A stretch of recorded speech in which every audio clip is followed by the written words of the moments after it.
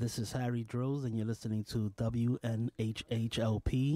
103.5 FM, New Haven. Whoo! Yeah. Come on. Sitting at the party, rocking back and forth.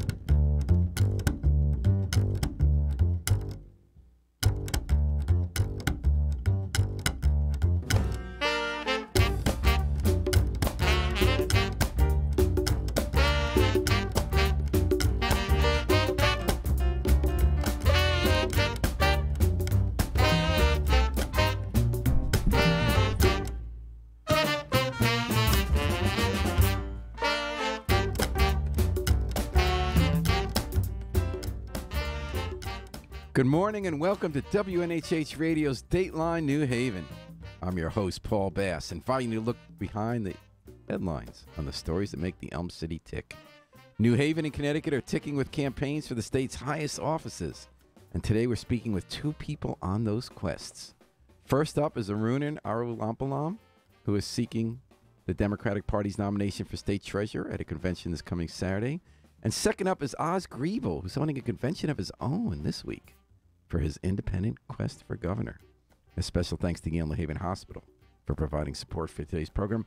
Welcome, Arunan. How you doing? Good. And by the way, that was a great pronunciation. Was it okay? Yeah. Okay, that's important.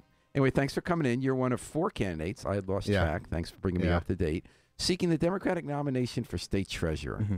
And the job, just so people remind people, we have a comptroller. Yeah. There's been interesting discussion this year about what we call a comptroller rather than controller. Seemed to be an early Anglo-Saxon division on what word comes from count, and when the French influence on the language had C-O-M-P, mean counting. But treasurer is pretty straightforward. Treasurer. That's I hadn't heard that before. I learned something. It's like last will and testament, you double call something. And there was a movement to call it controller again. Yeah. People kind of like the old one. But tell me about the state treasurer. It's there are two financial jobs up there. I don't think the average person knows the difference. The distinction, yeah. Comptroller, for instance. Oh, and Eric Mastriano writes in, hello, guys. Good luck in your endeavors. Thanks for listening in, Eric. So, Arunan, state treasurer does not write the checks that the employees receive. Yeah. What do you do? The easy answer to that is it's money in, money out, right? So the state treasurer, the money comes into the treasurer's office.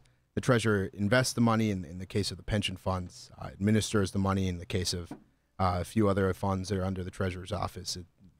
$34 billion in the pension funds, about $60 billion total within all the funds. And then the money goes out through the comptroller's office, the purchasing, the writing the checks.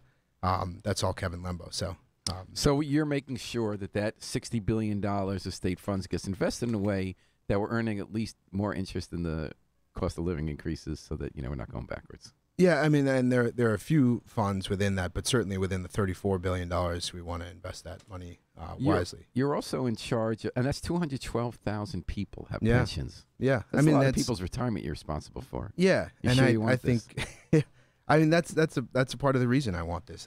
I'm concerned about the solvency of our pension funds and the underfunded status, and I think, look, those people are individuals, and I think we forget that. And a lot of times we get lost in the numbers, but they're teachers all across our state. My mom was a teacher. My mom's a retired teacher, and I remember growing up what it was like for my mom to be a teacher, and the amount of investment she made in her kids, the money she took out of her paycheck to pay for school supplies, and these are people who've served our state, served our families, and it's important that I think the treasurer wakes up each day thinking about the people whose retirement incomes, whose futures, they're trusted to safeguard. And we're also worried about the future of the Connecticut budget, the $40 billion two-year budget. Some would argue that's the most important issue and the least understood issue facing our government in this election year, which is that we've had deficits that have gone as big as $1.5 billion in our annual budgets because of false projections. And they say the biggest driver in those deficits is our ballooning debt. Now, it's easy to find culprits, right? Everyone points to Democrats and Republicans alike under the Rail administration, the Roll administration, where Republican governor, Democratic legislature, to win election each year, they would not put the money they needed into the pension funds and set them up in a way that the payments would balloon, correct? Yeah, that's right. But I think so go ahead. this is understood and really the big cost driver in our budget. So for 8 decades, and so I think clearly both sides have some responsibility in this piece of it. For 8 decades, we underfunded our pension obligations, and in a number of years didn't fund it at all. And in the early 90s, and I'll give credit to Lowell Weicker here, but in the early 90s, we tried to set it off on a essentially 40-year straight line mortgage to pay down the unfunded portion of our liabilities between 1992 and 2032. He also created a new revenue stream with the income tax. That's right. Which is now not working as well because we can't predict the income because of the fluctuations of Fairfield County income. Yeah, but we made some responsible decisions in the early 90s. And then in 1997, we had 1 year of market overperformance during the tech boom. And Governor Rowland, Tommy Rader, whose son is now helping make those decisions in the legislature. Sure. Yeah. But he essentially restructured the way in which we pay that down. So he underfunded it. He accounted for it using some fuzzy math. He brought the discount rate up to 8%, 8% assumed rate of return, which was unsustainable. Aren't they generally more in the 4% range? For pension funds, there's I think out there on the market, it's probably in the 6s. I think it is because what I'm hearing, this is a problem for pension funds. State and city governments are facing this all around the country. Yeah. Illinois has it much worse than we do. I'm not sure it should be at 6, in the 6s. Because I know in New Haven they found that they were overestimating when they put it at 6. Yeah, maybe we just don't have as good in this market. That's probably right. I mean, given the sort of post. So we said we are going to get higher returns than we were gonna. We restructured it. It was we accounted for it in some fuzzy ways. We looked at market value instead of book value. And now it's coming home in 2 ways, is it not, Daniel Malloy? Well, so to hit the other piece of it, the balloon, and this is the really important. This is the really dangerous part of it. We structured the losses so that they stack up between that point and 2032, and so a loss in 1997 that's payable by 2032 is okay. As we get closer to that date, with those payments stack up. So in this last year, that our payment rose from $1 billion to $1.29 billion.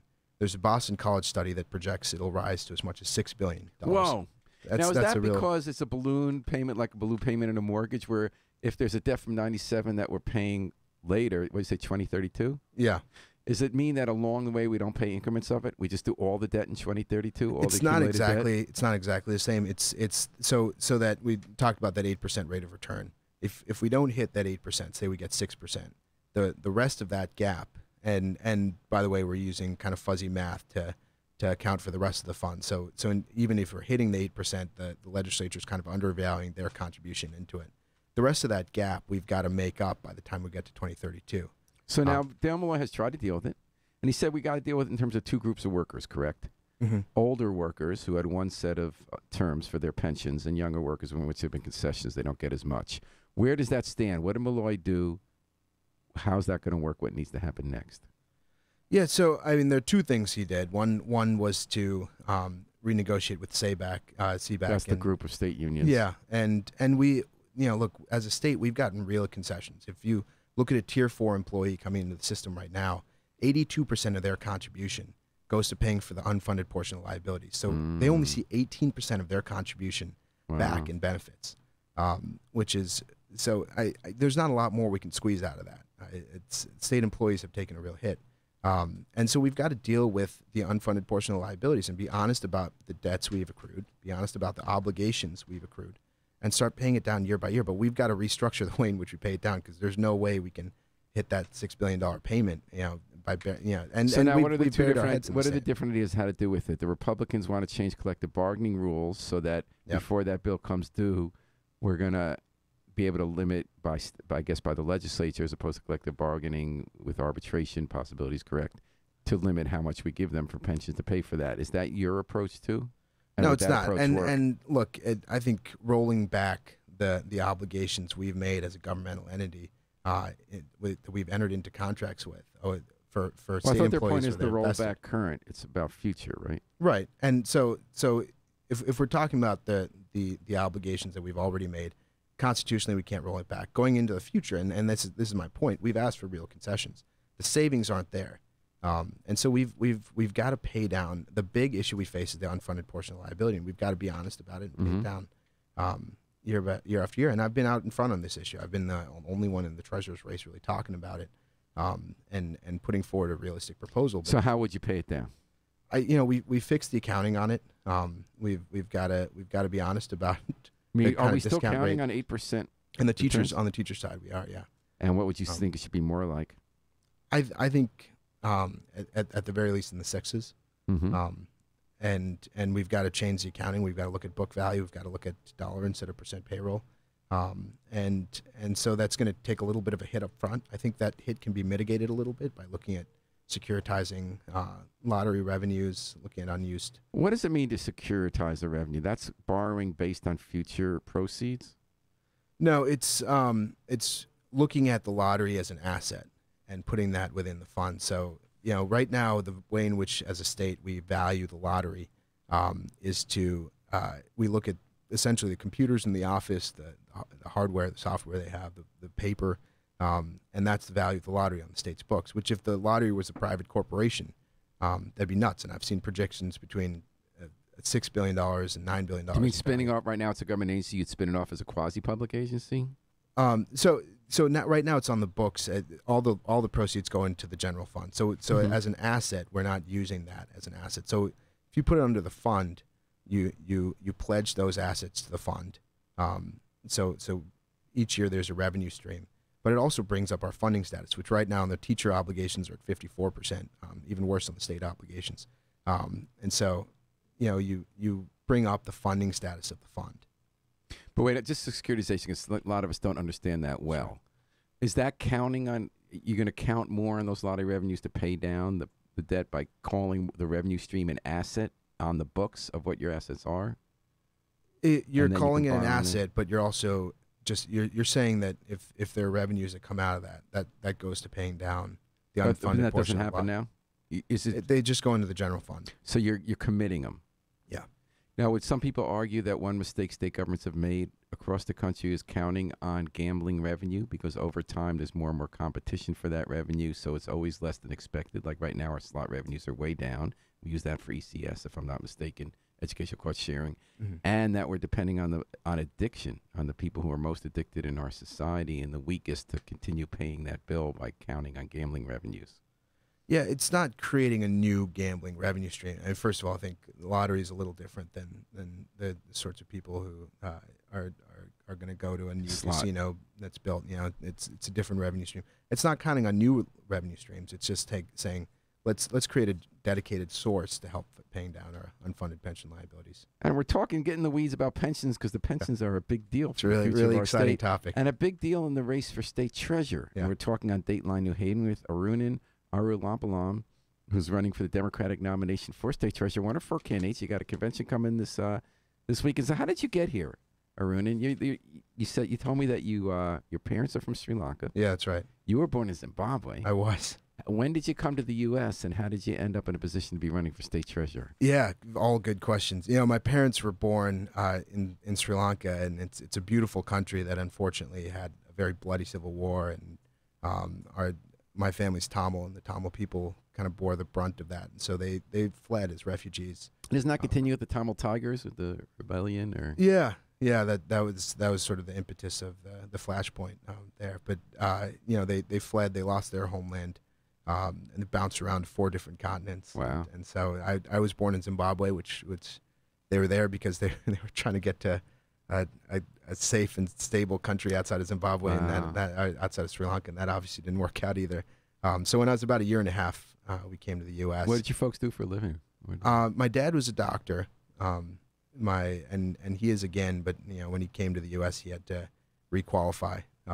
They had a separate test for foreign doctors at the time, and so he worked a series of jobs throughout my childhood, and my mom was a teacher. And did your dad become a doctor again? He did, yeah, when I was a little older. And you grew up in the Hartford area? No, I actually grew up in California. Oh, California, okay. What brought you to Hartford? Came to Connecticut in my early 20s. Mm-hmm. What brought you here? A girl, actually. My wife. We dated in college, and she moved. She's from Connecticut and got into grad school here, and I followed her.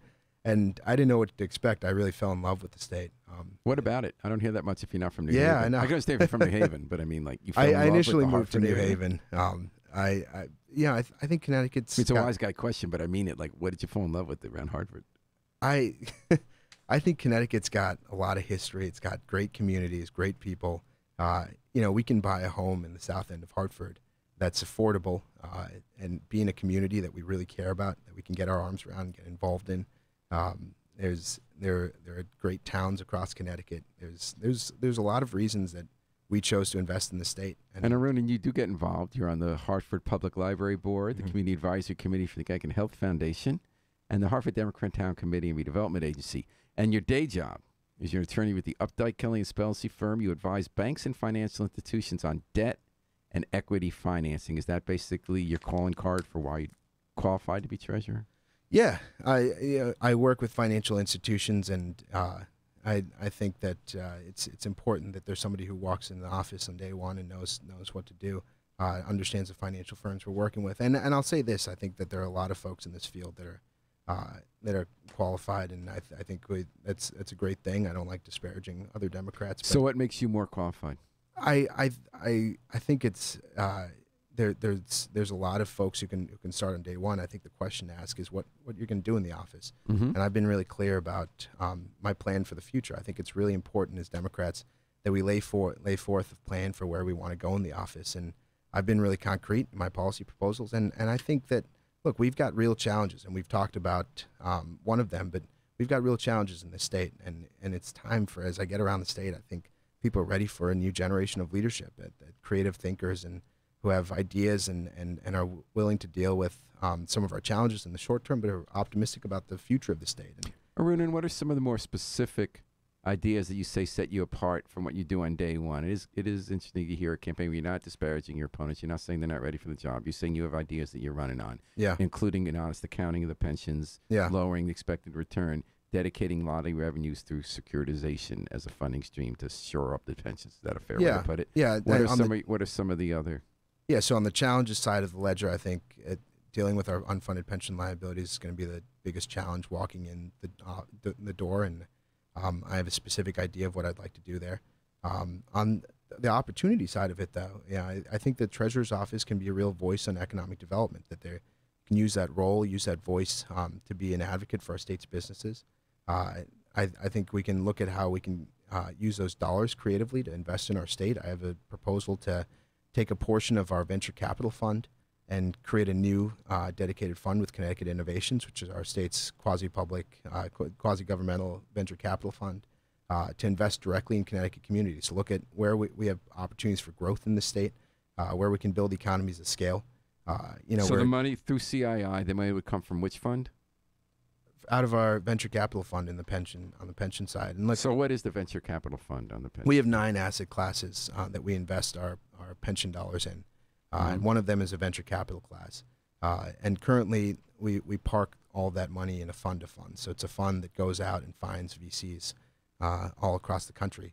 And so I'd like to take a portion of that and work with Connecticut Innovations, which is a entity that gets really investor-friendly terms. I think can invest with the Connecticut is one of those quasi-public state agencies, and their mission is to be self-sustaining through lending money that they get back wisely, but at a good interest rate to spur, in this case, technology companies to innovation start up.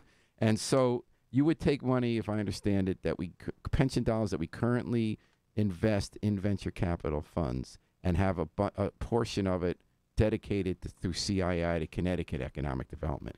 Obviously, what you would hear back, right, the devil's advocate question is, maybe we match the rate of return. Right, we haven't done that. We've talked earlier how these pension funds are short. Why would we not have first and foremost be the highest possible return? And I'm saying I think that we can match that rate of return. Right now, we're investing it in a fund of funds, which how do you spell that? The fund of funds? How do I spell it? I'm just not familiar with that term. So it's a fund. It's a fund that goes out and invests in other funds. Oh, a fund of funds. Okay. And so we can take a portion of that. So you get fees at both levels in that. You get fees from the top line fund and then from the funds they invest in, which increases cost. And one of the things we got to look at. Are you saying there are fewer fees if we directly invested here? Yeah. And we've got to look at our costs generally within the. So we'd save money on fees by going in house. Why are you confident we'd get the same return if we have a smaller pool of investments for that portion of our fund? Well, I've done work with Connecticut Innovations.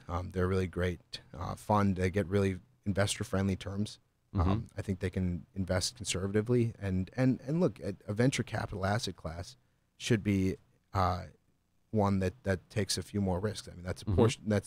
That's a reason for having. And a any venture capital portfolio class. has a range of risk. You and hedge the safe. risks in other classes.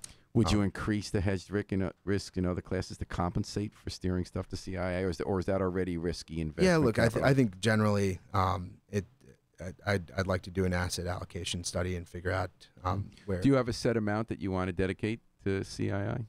No, I think we've got to study it and figure out how we do that while not exposing ourselves to And then risk. what are the good kind of investments? You said doing work with CII. Is that through Up That Kelly? Yeah. Kelly. What work have you done? What has been your role in that? I've you been I've attorney done work for with CIA or for the company? Yeah, I've worked with their Bioscience Innovation Fund. And what have you found? What have been some good investments they made? Yeah, I'm not sure that I'm allowed to talk about individual. We won't tell anyone. Just ask. Yeah, I'm not on the radio, right? Yeah. Look, we have a really impressive bioscience and burgeoning, growing bioscience field here in the Farmington Valley, and then right here in New Haven. And I think when you talk to folks who work for these firms, they're really excited about the potential here for bioscience. And even with an Alexion kind of leaving, I think when we talk about building economies of scale, it's got to start from the ground up. So this would be something for New Haven potentially. I think it's something for New Haven. I think it's something for each area. I think we've got to look at where our strengths. One of the issues we have, we spend more per capita on economic development than any state in the nation. I think people are always surprised when I say that. Yeah, I am. But it's a little bit of a fire hose. It kind of spouts out in every direction. And if we can pin it down, if we can focus it in certain directions, I think we can create real growth and innovation. We got to figure out where our strengths lie as a state. And I think bioscience in New Haven is one of our real strengths, and we can create an economy of scale here. We're bringing in innovation where folks who have really good ideas at Yale don't leave after they graduate and go to Boston or go to New York or San Francisco to start them, where they start them right here in New Haven. And that's a voice that I'd like to have on economic development. You get a voice in the Bond Commission, and I think by starting a fund with Connecticut Innovations, we can have a real voice in using those dollars to stimulate economic growth in the short term. All right. Well, it's been a real pleasure to meet you today. I wanted to ask you finally, your opponent, Sean Wooden, was in. The way he said he distinguished himself, and he didn't trash his opponents either. He said he has the most political experience. He said, do we want that in a treasury? He said, yes, because it needs to be a democratic process to sort of get the ideas from the grassroots and have them be part of it. And he, I just wonder if he had any thoughts. And he also wanted to explore more divestment. And I asked him again about returns on that. And he said on gun, you can draw the line on issues like guns where people have been hurt, and we can divest those funds without jeopardizing our own returns on pensions. Do you have any thoughts on that? Yeah, I think that it's important that we have a robust conversation, a primary, to talk about who the best candidate is for treasurer. I'll speak to the gun issue briefly. I think there's a tremendous amount of influence you can have. It's a personal issue for me. I live in the south end of Hartford, and we have this house that we bought that was vacant when we bought it, in a neighborhood that a lot of folks had written off. And just in the last year, around the block, there's a car wash, and there's a young man who was gunned down there in front of his two young daughters. And down the street, if there's an apartment building where someone was shot in his car. I've seen the effect of gun violence in my community and on people in my community, and I think it's important when you have $34 billion that you use that fund effectively. And divesting from gun companies makes a political statement. We have about $16.9 million invested right now in gun companies. But we have an opportunity to go after the whole.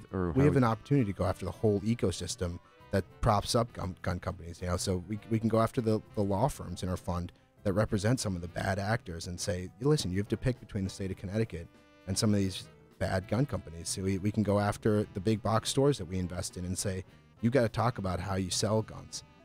And so I think that divestment makes an interesting political piece. Does that mean you're for it? Yeah, when there are folks manufacturing AR-15s, I don't think that our dollars should be invested there. I don't think they're a wise investment. I think we've seen a lot of those companies take a hit in recent weeks, and so I don't think that really hurts our bottom line. And if you look at the within each of those actions that the treasurer can take, I think each of those are financially prudent actions as well. All right. Well, what a pleasure it's been to get to know Arunan Arulampalam, who's one of 4 candidates seeking the Democratic nomination for state treasurer. You got a convention this weekend where you're hoping to get 15% delegates to qualify for a primary, which we'll likely be seeing, and hope to talk to you again. Yeah, thank you, Paul. Thanks for coming. Folks, sit tight. Thanks to Yale New Haven Hospital for providing support for today's program. Roland Lamar writes in, state rep from New Haven. Arunan is the right choice for treasurer. There you go. Thank you, Roland. He's an influential voice in New Haven. Yeah. We're going to take it out with the Afro-Semitic Experience performing I Wish I Knew How It'd Feel to Be Free from the group CD, A Plea for Peace. And we'll be back after the break. We're expecting to see Oz Griebel. I don't know if I see him in the studio or not because the door is closed. But sit tight, enjoy the music, and head back with us on WNHH, New Haven's home for community radio.